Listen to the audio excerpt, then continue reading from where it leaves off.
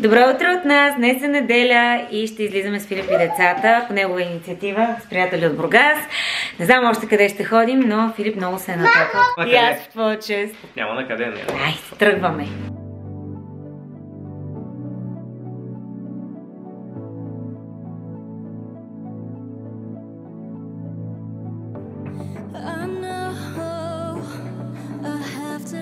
Мале, страхотно е. Аз не знам какво да кажа.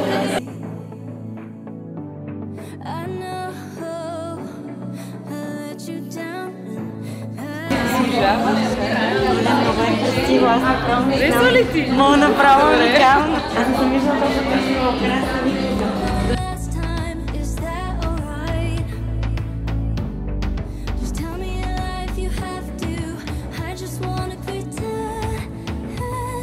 Това ние сме моите бебенци! Оле!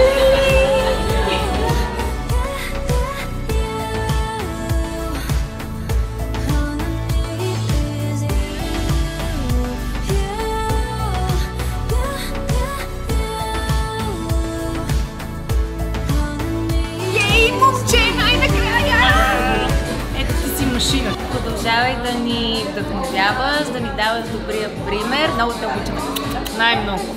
С три вече е трудно. Значи ние сме сигурни, че тя ще се справи добре. Тя това вече го може. Това го научила. И малкият принц да е много щастлив и много безгрижен и да расте доволен с двете си сестрички, да не ги тормози много. Стреми да е винаги към знание. И да е душата на компанията. Да има едно щастливо, безгрижно детство. Пожелавам ти ги не такъв усмихнат бебо. Да е здрав и с каките много игри, така че тримата да си играе, че да вие двамата да се може да си чувате максимално. Много да ви репва, много да се обичате и бъдете се така прекрасно семейство.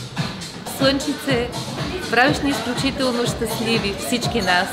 Очакваме с нетърпение и семейството ни да бъде още по-пълно. Много те обичам, много се вълнувам и си страхотна майка. Обичам те, стискам палци, всичко ще бъде наред. Знаеш го. И сме заедно. Обичам те.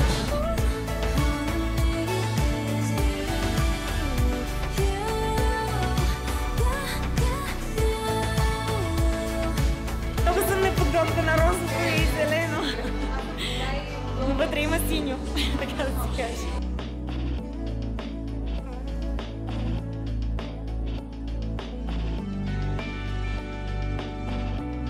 И просто всичко е страхотно.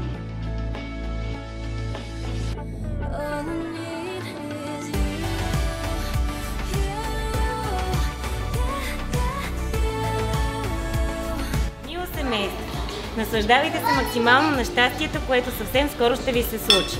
Запечатвайте всеки миг, обичайте се и бъдете винаги заедно. На теб, мами, пожелаваме леко безпроблемно раждане, здраво и спокойно бебче. На теб, тате, пожелаваме незабравима първа среща с малкото човече и знай, че най-хубавото те първа предстои. Вие знаете, че да отглеждаш деца не е хоби, а призвание. Бъдете щастливи, мили родители! Благодаря ви много! Много ви благодаря. Много неща ми трябват. Имам какво да си купя. Браво. Да, така. Подарък фотосесия. От орисниците. Това е за фотоалбум, Yes. който е като енциклопедия. Супер.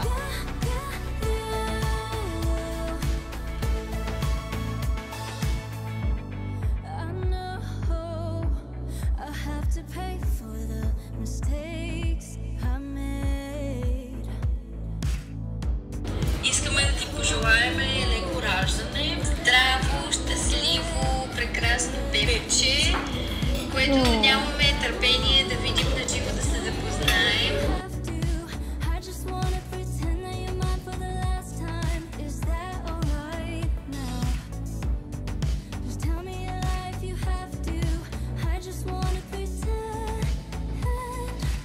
Момичетата супер много ме изненадаха. Още сме тук. Красата е чудесна, всичко е просто невероятно. Направо не знам, на седмото небе съм. Бях толкова притеснена, много ми е трудно, когато съм в център на вниманието. Направо почвам да се притеснявам, но всичко беше просто чудесно. Имам страхотни орисници.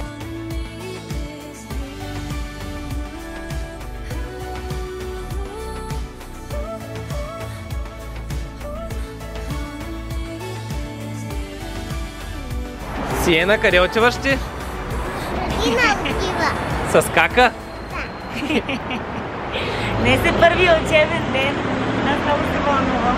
Сега, какво се случи с Сиена? Малко се дръпна на влизане, обаче не се разплака. Но със сигурност е по-лесно адаптирането, когато имаш голяма сестра или голям брат. Така че от тази гледна точка съм много по-спокойна, че няма да ми се обадя след един час да кажа детето плаче за теб. Най-вероятно ще си играят с София. Отделно има още две момичета, които са ни много близки деца в градината. Сиена ги познава, така че реално 3 от децата са и близки. Да, така че мисля, че ще мине много добре. Интересно дали ще я накарат да спи на обяд. Аз съм почти сигурна, че ще спи с Зари, тъй като Зари спи. Така ли? За разлика от София, която малко не обича да спи на обяд и отказва.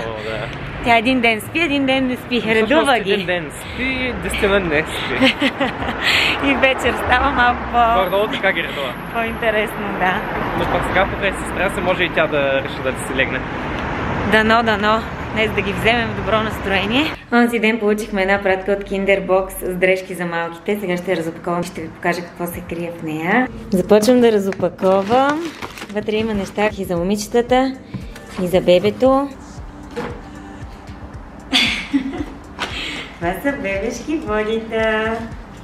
Филипе, вълнуваш ли се вече? Доста. Всички са мънички, сладички. Чакай да ги покажем. Вече синьо, няма розово, има синьо, червено, жълто. Синьо и сиво преобладават. Да. Ето ви сивичкото, то ми е фаворит. Тук едно комплектче. Помниш ли като го избирахме? Това е най-сладкото, гледа. Близко. Так, това е много твой стил, ти обичаш антози. О, да. Това е много шармантно. Знаеш колко е мъничко? От 0 до 3 месеца. Това също е твой стил, нали? Да, особено отгоре тези топченца. Да, яди си. Много е странно, че вече избираме мъжки неща. Въобще много ми е странно. Ама е вълнуващо да ти кажа. Но пък е интересно, защото не си свикнал. Това е много готино. Не си пак като комплект. Ама не помня като ги избирах. Дали ги избирах като комплект. Това сигурно беше комплект. Това обаче не съм много сигурна. Но си става като комплект. Не, това си е комплект. Ето. Сивичко. Налагам ги върху себе си. Това пак е за бебчето, така ли? Това е за бебето. Космонавт. Да. Вижте. Много е готин, светло син, да се спи в него в количката. И тук вече започват женските работи. Но виж, пак не съм на розова вълна, просто съм се вдъхновила. Това е за Софийчето. Много.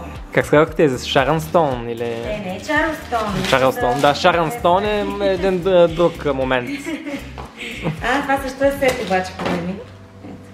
Знам, че може би женските неща не те вълнуват толкова, но е факт, че е сиво, вдъхновено от всички мъжки нещица. Силено на камерата седи леко лилаво. Това може би е най-добрата находка за мен, тъй като много трудно избирам якета за децата.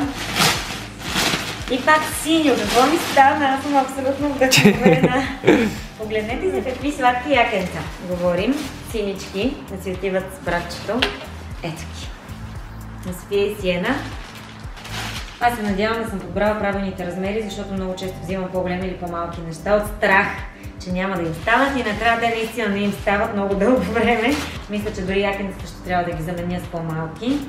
Това е супер готиния сет, погледни. Това за София ли е? Това май е за Сиена, като размер. Така ли? Изглежда доста дълъг. Не, това е за Сиена, ще изстане.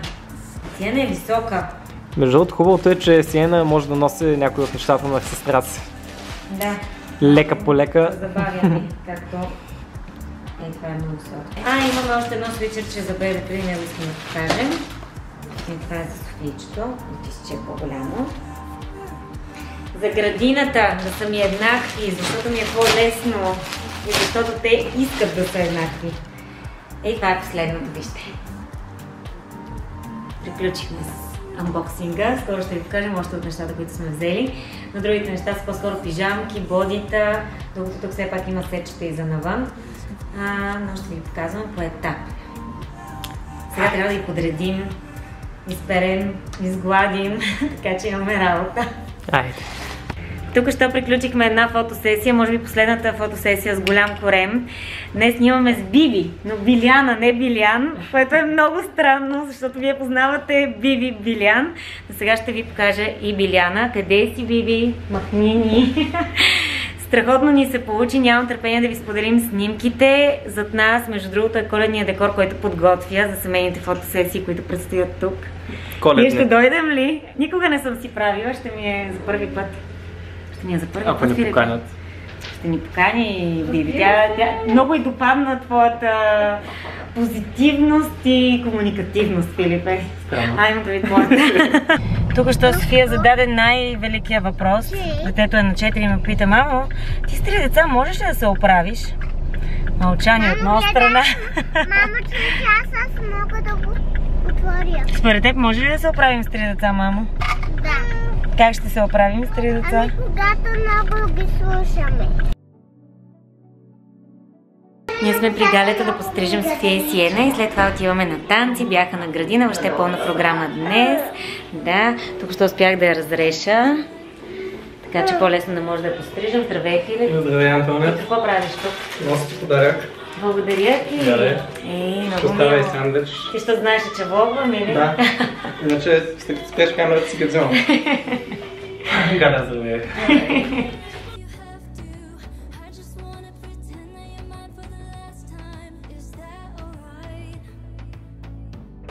Я да ти вия прическата, страхотна си! Много си готина. Тя е наистина като някаква такава фешън французойка.